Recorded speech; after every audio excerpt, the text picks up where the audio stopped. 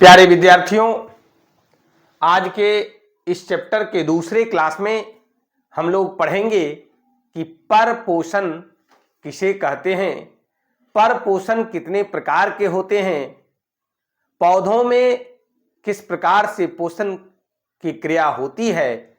इन सभी चीज़ों के विषय में विस्तार पूर्वक जानकारी ग्रहण करेंगे। आइए देखते हैं। सबसे पहला जो आज का प्रश्न है वो है कि परपोषण हेट्रोट्रॉपिक न्यूट्रिशन क्या है। बड़ा ही इंपॉर्टेंट है। देखिए, परपोषण हेट्रोट्रॉप्स है ना, क्या है, हेट्रोट्रॉप्स है ना। ये हेट्रो का अर्थ होता है पर, दूसरा, अन्य, है ना, और ट्रॉप्स का मतलब होता है पोषण। ऐसा पोषण जो दूसरे पर निर्भर रह करके प्राप्त किया जाता है, ग्रहण किया जाता है। हम लोग पिछले क्लास में स्वपोषण के विषय में पढ़ा था कि स्वपोषण हरे पेड़ पौधे हैं जो अपना भोजन खुद से बनाते हैं, कारण उसमें क्लोरोफिल है, हरित लवक है, जिसके चलते वो खुद हरा भी होता है। पत्ती का रंग हरा होता है, पेड़ पौधों का तना का रंग हरा होता है और हरे भाग में क्लोरोफिल वर्णक होता है। लेकिन बाकी जो भी जंतु है उसमें क्लोरोफिल वर्णक नहीं पाया जाता है और वह अपना भोजन अपने से नहीं बनाता है। इट मीन्स उसके अंदर प्रकाश संश्लेषण की क्रिया करने की क्षमता नहीं होती है। तो आखिर वो जीव भी तो जीवित है, वो भी तो भोजन ग्रहण करता है, उसमें भी न्यूट्रिशन का काम होता है, पोषण का काम होता है। और ऐसे जीवों में जो पोषण होता है वह परपोषण विधि के द्वारा होता है। क्योंकि अपना भोजन वह स्वयं नहीं बना सकता है, उसमें प्रकाश संश्लेषण की क्रिया नहीं होती है।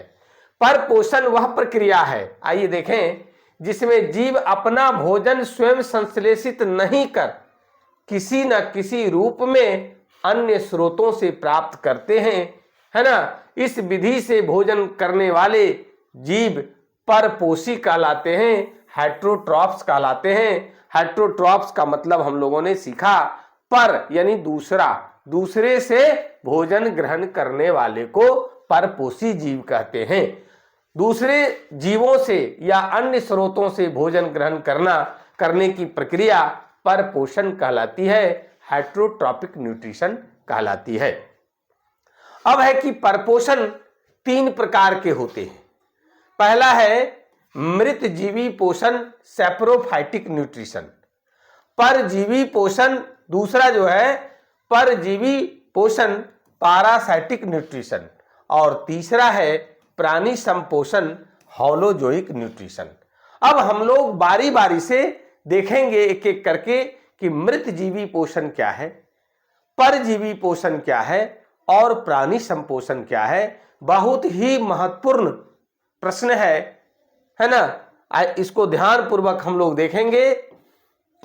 आइए, इसमें से जो पहला है मृत जीवी पोषण, सैप्रोफाइटिक न्यूट्रिशन, सबसे पहले हम लोग ये जानेंगे कि सैप्रोफाइटिक न्यूट्रिशन, मृत जीवी पोषण का क्या अर्थ होता है। तो ये जो सैप्रोफाइटिक देख रहे हैं, ये सैप्रोस शब्द से बना है और इसका अर्थ होता है अवशोषण करना, है ना। क्या होता है, अवशोषण करना, टू एब्जॉर्ब। और फाइट्स का मतलब होता है भोजन या पोषण, है ना। कहने का मतलब हुआ कि इस प्रकार के पोषण में भोजन जो है वो अवशोषण करके किया जाता है। प्रकृति में जो भी चीज मर जाता है कहीं पर देखते हैं कोई प्राणी, कोई जीव मर जाता है, कुछ दिन के बाद वह क्या होता है, सड़ गल करके समाप्त हो जाता है। ये प्रकृति का नियम है ना। क्षिति जल पावक गगन समीरा, पंच रचित अति अधम शरीरा। 5 तत्व है, क्षिति जल पावक गगन और समीरा, हवा। इन 5 तत्वों से मिलकर के ही कोई पदार्थ बना है, और मृत्यु के बाद यह शरीर जो है वो 5 तत्वों में क्या होता है, मिल जाता है। और उसी से रिलेटेड इस प्रकार के जो मृत जीवी पोषण है, नाम से ही पता चल रहा है कि कोई भी प्राणी की जब मृत्यु हो जाती है तो उस पर क्या होता है, बहुत सारा कवक, जीवाणु, प्रोटोजोआ आदि मिल करके उसको डिकम्पोज करता है, अपघटित करता है, सड़ा गला करके समाप्त कर देता है। कुछ हवा में मिल जाता है जो गैसी पार्ट होता है, जो तत्व है वो मिट्टी में मिल जाता है, और मिट्टी से फिर फसल एब्जॉर्ब कर लेता है ना। और यह चक्र जो है चलते रहता है। ये 5 तत्व से मिलकर के जंतुओं के शरीर का निर्माण होता है, और मृत्यु के बाद इसी 5 तत्व में मिल जाता है, और ये चक्र अनवरत चलते रहता है। सृष्टि का यही नियम है, संसार का यही नियम है। आइए देखते हैं कि मृत जीवी पोषण वह प्रक्रिया है जिसमें जीव मृत जंतुओं और पौधों के शरीर से अपना भोजन अपने शरीर की सतह से घुलित कार्बनिक पदार्थों के रूप में अवशोषित करते हैं। क्या करते हैं, उससे चिपक जाते हैं, और उसमें जो घुलित कार्बनिक पदार्थ है उससे वो, क्योंकि शरीर बना हुआ है कार्बन से, मैक्सिमम पार्ट जो है वो कार्बन का बना होता है, तो घुलित कार्बनिक पदार्थों के रूप में वो अवशोषित कर लेता है, अपघटित कर लेता है, डिकम्पोज कर लेता है। सिंपल सी भाषा में जानिए, सड़ा और गला देता है। अपने से वो नहीं सड़ता गलता है। कोई भी मृत पदार्थ देखते हैं कुछ दिन बाद वो सड़ और गल जाता है, डिकम्पोज हो जाता है, अपघटित हो जाता है, धीरे धीरे नष्ट हो जाता है। ये प्रकृति ने बनाया है, प्रकृति ने मिटाता है, और प्रकृति ने ही उसे साफ करने के लिए कवक, जीवाणु, प्रोटोजोआ जैसे जीवों को क्या किया है, भेज दिया है कि जाओ उसको साफ करना है, उसको अपघटित कर देना है, डिकम्पोज कर देना है। क्योंकि प्रकृति में ये चक्र अनवरत चलते रहता है। जो जीव अपना भोजन मृत जीवी पोषण के द्वारा ग्रहण करते हैं वो मृत जीवी यानी सैप्रोफाइट्स कहलाता है। जैसे कवक, जीवाणु, प्रोटोजोआ ये सूक्ष्म जीव है, ये माइक्रोस्कोपिक प्राणी है, बहुत ही सूक्ष्म होता है और अपना काम अनवरत जारी रखता है। एक बार पुनः समझेंगे मृत जीवी पोषण क्या है। तो मृत जीवी पोषण वह प्रक्रिया है जिसमें जीव मृत जंतुओं, कोई भी जीव जब मर जाता है या पौधों के शरीर से पौधा ही मर जाता है तो उससे चिपक करके अपना भोजन अपने शरीर की सतह से घुलित कार्बनिक पदार्थों के रूप में एब्जॉर्ब करता है, अवशोषित करता है। जो जीव अपना भोजन मृत जीवी पोषण के द्वारा ग्रहण करते हैं मृत जीवी कहलाते हैं, सैप्रोफाइट्स कहलाते हैं, जैसे कवक, जीवाणु, प्रोटोजोआ आदि, है ना।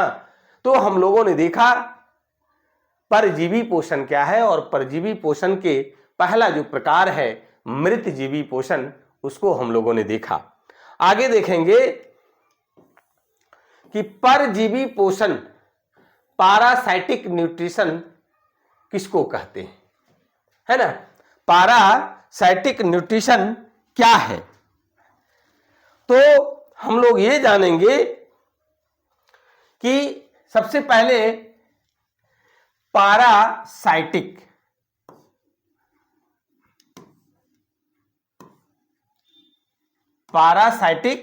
न्यूट्रिशन। पैरा का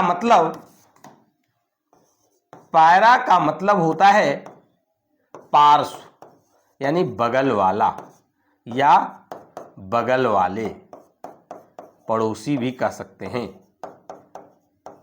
और साइटिक का अर्थ होता है पोषण यानी ऐसा पोषण जो बगल वाले से या दूसरे जीव के संपर्क में आकर के ग्रहण करता है, इस प्रकार के पोषण को परजीवी पोषण कहते हैं। आइए देखें, परजीवी पोषण वह प्रक्रिया है जिसमें जीव दूसरे प्राणी के संपर्क में, कभी कभी देखते होंगे कि भैंस के पीठ पर बगुला बैठा हुआ, माथा में ही जूं होता है, तो माथा में वो क्यों है, जिसको आम भाषा में ढीला बोलते हैं और कुछ आप लोग बोलते होंगे, वो क्यों है बाल में? क्योंकि उसको भोजन यहीं से प्राप्त होता है। भैंस के पीठ पर बगुला बैठता है, क्यों? उसमें भी कुछ छोटा छोटा जीव होता है और उसको वो बीनता है, चुन करके खाता है, यानी उससे वो अपना भोजन ग्रहण कर लेता है ना। देखे होंगे कभी कोई मछली में एक छोटी मछली उसमें चिपका हुआ होता है, उसके शरीर में चिपका हुआ होता है, कारण छोटी मछली को उस बड़ी मछली से भोजन प्राप्त होता है। तो ये सब पोषण की जो प्रक्रिया है वो परजीवी पोषण के अंतर्गत आता है। एक बार देखें कि परजीवी पोषण वह प्रक्रिया है जिसमें जीव दूसरे प्राणी के संपर्क में अस्थायी रूप से या अस्थायी रूप से रहकर और उससे अपना भोजन प्राप्त करते हैं, है ना। इस प्रकार भोजन ग्रहण करने वाले जीव परजीवी यानी पैरासाइट्स कहलाते हैं। अभी हमने चर्चा किया था पैरासाइटिक का क्या मतलब होता है। तो पारा का मतलब पार्श्व या बगल वाला या दूसरा, है ना, पड़ोसी, और साइटिक का मतलब होता है पोषण, यानी पड़ोसी से, बगल वाले से, किसी दूसरे से भोजन ग्रहण करता है और वह जीव पैरासाइट या परजीवी कहलाते हैं। और जिस जीव के शरीर से परजीवी अपना भोजन प्राप्त करते हैं वे पोषी कहलाते हैं, होस्ट कहलाते हैं, है ना। परजीवी पोषण अनेक प्रकार के कवक, जीवाणु, कुछ पौधों जैसे अमरबेल का पौधा देखे होंगे, तथा कई जंतुओं जैसे गोल कृमि, हुकवर्म, टेपवर्म, है ना, एंट अमीबा हिस्टोलिटिका, जिसके चलते क्या होता है, अमीबी पेचिस होता है, सूल पड़ना जिसको बोलते हैं पेट, एंट अमीबा हिस्टोलिटिका, मलेरिया परजीवी, है ना, मादा एनोफेलिज मच्छर से, जो मच्छर के शरीर में होता है, जो काटता है और हम लोगों के ब्लड में आ जाता है और मलेरिया बुखार जो टाइप है बुखार का वो लगता है। तो ये सब जो है वो परजीवी हैं और ये परजीवी पोषण के द्वारा अपना भोजन किसी दूसरे के शरीर या किसी दूसरे पर अस्थायी या अस्थायी रूप से, है ना, संपर्क में रहकर अपना भोजन ग्रहण करते हैं, है ना। इसलिए ये परजीवी कहलाते हैं, क्योंकि ये परजीवी पोषण के द्वारा अपना भोजन ग्रहण करते हैं। आगे आइए, इसका जो तीसरा है प्राणी संपोषण, अंग्रेजी में कहते हैं होलोजोइक न्यूट्रिशन। क्या कहते हैं? होलोजोइक न्यूट्रिशन, है ना। ये भी देखिए, होलो और जोइक, क्या है ना, होलो और जोइक शब्द से बना है। होलो का अर्थ होता है पूर्ण रूप से, क्या होता है, पूर्ण रूप से, है ना। और जोइक का अर्थ होता है जंतु जैसा या जंतु के समान, जंतु जैसा या जंतु के समान, यानी पूर्ण रूप से जो जंतु की तरह भोजन ग्रहण करने की विधि के द्वारा जिसमें भोजन ग्रहण करता है, जिस प्रक्रिया के द्वारा, वह प्रक्रिया, वह तरीका प्राणी संपोषण कहलाता है, होलोजोइक न्यूट्रिशन कहलाता है। वैसा पोषण, फिर से देखिए, वही हमने लिखा भी है कि वैसा पोषण जिसमें प्राणी अपना भोजन ठोस या तरल के रूप में जंतुओं के भोजन ग्रहण करने की विधि द्वारा ग्रहण करते हैं, प्राणी पोषण कहलाता है। अभी हमने क्या कहा, होलो मीन्स होता है पूर्ण रूप से, जोइक यानी जंतु जैसा, पूर्ण रूप से जंतु की तरह जंतुओं के भोजन ग्रहण करने की विधि के तहत भोजन ग्रहण करता है, वैसे भोजन ग्रहण करने की क्रिया कौन सी विधि कहलाती है, प्राणी संपोषण कहलाता है, होलोजोइक न्यूट्रिशन कहलाता है। वैसे जीव जिनमें इस विधि से यानी प्राणी संपोषण विधि के द्वारा पोषण की क्रिया का संपादन होता है, प्राणी समभोजी कहलाते हैं। क्या कहलाते हैं, प्राणी समभोजी कहलाते हैं। ये आपसे पूछा जाएगा। जैसे कौन कौन है तो अमीबा के विषय में भी आगे हम लोग पढ़ेंगे। एक कोशिकीय जीव है, इसका आकार फिक्स नहीं होता है और निश्चित आकार वाला है। मेढक तो हम लोगों ने देखा है, आप भी देखे होंगे, जानते हैं। मनुष्य तो हम लोग खुद हैं, किस तरह से भोजन हम लोग ग्रहण करते हैं, है ना, और भोजन ग्रहण करने की क्या विधि है, ये सबसे हम लोग परिचित हैं। तो हम लोग मनुष्य भी जो भोजन ग्रहण करते हैं वो किस विधि द्वारा करते हैं, प्राणी संपोषण होलोजोइक न्यूट्रिशन विधि के अंतर्गत भोजन ग्रहण करते हैं, पोषण की क्रिया करते हैं। क्योंकि इस पोषण के द्वारा ही, भोजन के द्वारा ही हमें ऊर्जान्वित होते हैं। हमारे शरीर में जो जैविक क्रिया का संपादन होता है, उसके लिए जो ऊर्जा की आवश्यकता होती है, वह ऊर्जा की पूर्ति पोषण के द्वारा भोजन ग्रहण करने से ही होती है। अब है, हम लोगों ने यहां तक देखा परजीवी पोषण। ये परपोषण क्या है, परपोषण के जो 3 प्रकार हैं वो तीनों को देखा, अलग अलग देखा, उदाहरण सहित देखा कि किस प्रकार से हर तरह का जो पोषण है उसका संपादन होता है। अब आगे आइए कि स्वपोषण और परपोषण में अंतर क्या है। हम लोग ये चीज जानते हैं कि स्वपोषण हरे पेड़ पौधे करते हैं, वह अपना भोजन अपने से बना लेते हैं। स्व मीन्स अपना, पोषण भोजन ग्रहण करना, यानी अपना भोजन वो अपने से तैयार कर लेता है। पेड़ पौधों को किसी दुकान के पास जाने की आवश्यकता नहीं है, कोई सामान लाने पेड़ पौधा नहीं जाता है। कारण पेड़ पौधों में क्लोरोफिल होता है, हरित लवक होता है, और वह प्रकाश संश्लेषण की क्रिया करके अपना भोजन खुद ब खुद तैयार कर लेता है। और यही हरे पेड़ पौधे द्वारा जो भोजन निर्मित है, इसी भोजन को दुनिया में जो भी जीव जंतु हैं सब के सब ग्रहण करते हैं। उस पर भी बात करेंगे आगे के क्लास में कि कौन सी विधि द्वारा, कौन सी क्रिया द्वारा पेड़ पौधे भोजन का किस प्रकार से निर्माण करते हैं और वो बनाते हैं, है ना। आइए, और परपोषण में अभी हम लोगों ने देखा कि अपना भोजन अपने से नहीं बना पाता है, कारण जीव जंतुओं में क्लोरोफिल नहीं होता है, हरित लवक नहीं होता है, जिसके कारण वह प्रकाश संश्लेषण की क्रिया नहीं कर पाता है और न ही अपना भोजन वो बना पाता है। अब आइए टू द पॉइंट कि आखिर स्वपोषण और परपोषण में अंतर क्या है। पहला है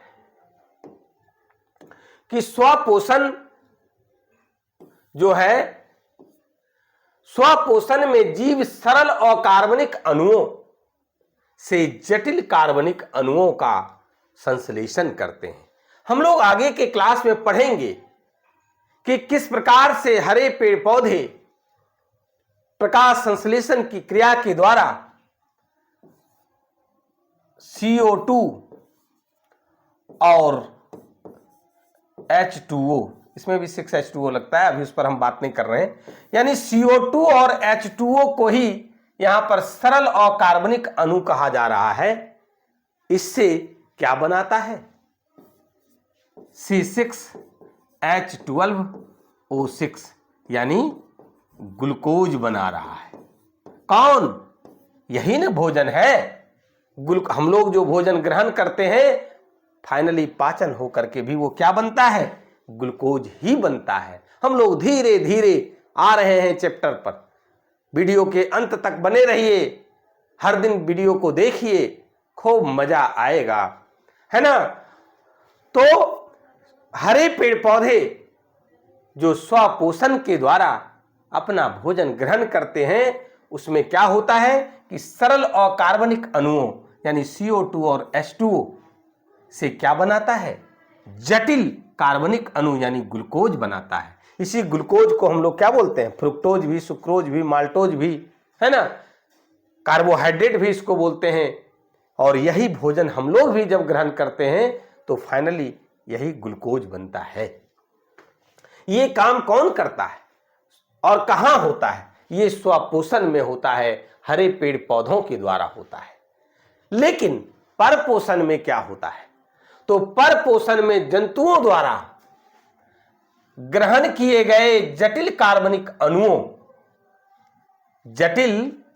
अणुओं, देखिए इसको ग्रहण करता है। हमने अभी क्या कहा कि जो पेड़ पौधे भोजन का निर्माण करते हैं, उसी भोजन को इस धरा पर जो भी जंतु है किसी न किसी रूप में उसी को ग्रहण करता है, डायरेक्ट हो या इनडायरेक्ट हो, उस पर भी बात करेंगे। तो क्या कह रहे थे, जटिल कार्बनिक अणुओं का, यानी जटिल कार्बनिक अणु क्या है, C6H12O6 ग्लूकोज का विभिन्न जैविक क्रियाओं द्वारा सरल कार्बनिक अणुओं में निम्नीकरण होता है। इसी को क्या करता है, तोड़ता है, ब्रेक डाउन करता है, निम्नीकरण करता है। और निम्नीकरण करने के फलस्वरूप इसी का ऑक्सीकरण होता है, जो हम लोग श्वसन की क्रिया के माध्यम से करते हैं, ऑक्सीजन की उपस्थिति में करते हैं। वो भी एक जैव प्रक्रम है, आगे के चैप्टर में पढ़ेंगे हम लोग। तो ग्लूकोज का भी निम्नीकरण होता है, ब्रेक डाउन होता है। और इसी ग्लूकोज के निम्नीकरण से, ब्रेक डाउन से हमें क्या मिलती है, एनर्जी मिलता है ना। क्या मिलता है, एनर्जी मिलता है, जिसके लिए हम भोजन ग्रहण करते हैं ऊर्जा प्राप्त करने के लिए। ये ऊर्जा हमारे शरीर में ATP के रूप में होता है, उस पर भी बात करेंगे आगे के क्लास में। ये ATP एडिनोसिन ट्राइफॉस्फेट के रूप में शरीर में जमा होता है। कुछ इसका काम जैविक क्रियाओं के संपादन में होता है, कुछ भोजन के उपापचयी में होता है, और बाकी का काम हम लोग चलने फिरने, बोलने, दौड़ने, पलक जो ऐसे ऐसे कर रहे हैं, आंख जो नीचे ऊपर होता है उसके लिए भी ऊर्जा की आवश्यकता होती है, हाथ जो ऊपर नीचे करते हैं, चलते फिरते हैं, सबके लिए हमें ऊर्जा की आवश्यकता होती है। और वो ऊर्जा भोजन ग्रहण करने से ही मिलती है।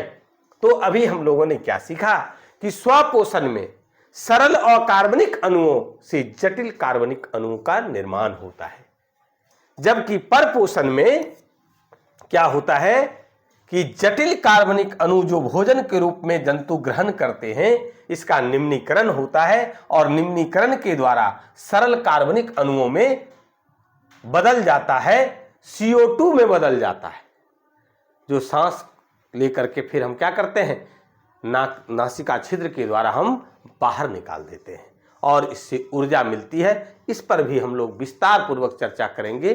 थोड़ा सा सब्र रखिए आगे के चैप्टर में। अब आइए कि जीवों में पोषण प्राप्त करने की विधियां, बिल्कुल छोटा सा है, इंपॉर्टेंट है। हमने एक ही पॉइंट लिखा, यह है कि एक कोशिकीय जीव किसको बोलते हैं, एक कोशिकीय जीव, ध्यान दीजिएगा, एक कोशिकीय जीव, यानी एक तो समझ रहे संख्या है, कोशिकीय मतलब कोशिका, है ना, और जीव तो समझ रहे हैं व्यष्टि, यानी वैसा जीव जिसका शरीर क्या हो, एक कोशिका का बना होता है, उसको एक कोशिकीय जीव कहते हैं। एक से अधिक कोशिका के बने जीव को बहुकोशिकीय जीव कहते हैं। बहु मीन्स क्या होता है, बहु मीन्स क्या होता है? अनेक। यहां भी इसको इधर से कर दीजिएगा, ये नहीं होगा, ये नहीं होगा। तो बहुकोशिकीय जीव यानी एक से अधिक कोशिकाओं का जो बना जीव है, जिसका शरीर एक से अधिक कोशिका का बना है, वो बहुकोशिकीय जीव है। अब आगे आइए कि एक कोशिकीय जीवों में कोशिका के संपूर्ण सतह से खाद्य पदार्थ ग्रहण किया जाता है। उसमें कोई विशेष अंग भोजन ग्रहण करने के लिए नहीं होता है। जैसे एक कोशिकीय जीव में है अमीबा, इसमें मुंह नहीं होता है ना। अमीबा में, क्योंकि ये एक कोशिकीय जीव है, इसका आकृति इस प्रकार से होता है, कोई निश्चित आकृति अमीबा का नहीं होता है। और यह क्या करता है ना, कि खाद्य पदार्थों को इससे चिपक करके संपूर्ण सतह से ही खाद्य पदार्थ ग्रहण किया जाता है। जबकि बहुकोशिकीय जीवों में एवं जटिल जीवों में, मनुष्य भी है उसमें और सारा जीव है, इसके लिए खास अंग होते हैं और उसी अंग के माध्यम से, है ना, जैसे हम लोगों को ग्रहण करने के लिए मुख होता है, आहार नाल होता है, किस प्रकार से भोजन अंतर्ग्रहण से लेकर के पाचन से लेकर के बहिष्करण होता है, उस पर भी चर्चा इसी चैप्टर में करेंगे। तो हम लोग मुख्य रूप से ये जान रहे हैं कि एक कोशिकीय जीवों में कोशिका की संपूर्ण सतह से खाद्य पदार्थों का ग्रहण किया जाता है, जबकि बहुकोशिकीय एवं जटिल जीवों में इसके लिए खास अंग होते हैं। आगे है कि पौधों में पोषण। अभी तक जो हम लोग चर्चा कर रहे थे, जंतु की बात हो रही थी, अब है कि पौधों में किस प्रकार से पोषण होता है ना, उसको जरा सा देखेंगे। तो जो पौधे अपना भोजन खुद बनाते हैं वो तो स्वपोषी कहलाते हैं। इस पर अभी हम लोग बार बार चर्चा कर रहे थे। जो हरे भरे पौधे हैं उसमें क्लोरोफिल है, हरित लवक है, और हरित लवक वर्णक के कारण प्रकाश संश्लेषण की क्रिया होती है और प्रकाश संश्लेषण की क्रिया के माध्यम से ये अपना भोजन खुद बना लेते हैं। जैसे सभी हरे पेड़ पौधे, हमने लिखा भी है। अब है कि वे पौधे जो अपना भोजन अपने से नहीं बनाते हैं, उन्हें दो भागों में बांटा गया है। एक है मृतजीवी पौधा, सैप्रोफाइट्स। मृतजीवी पौधे अपना पोषण सड़े गले कार्बनिक पदार्थों से ग्रहण करते हैं।